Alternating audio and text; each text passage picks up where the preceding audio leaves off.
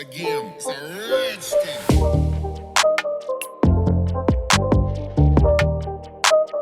Many people do not know Farah Yousaf, the wife of Iqrar al-Hassan.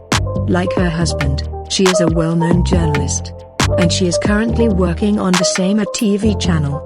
Through her show, she talks about the problems of the people in Pakistan. Farah Yousaf and Iqrar al-Hassan got married many years ago and started their married life.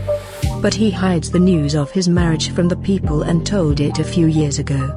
But when people found out that Iqrar al-Hassan could be like that, they refused to believe it. But he immediately came on Instagram and shared his explanation in front of the people. While Iqrar al-Hassan also has a son named Hassan, and he is also becoming a good host like his father. And while he has created his own YouTube channel at such a young age. On the other hand, Iqrar al-Hassan's program Sariam is very popular among people all over the world.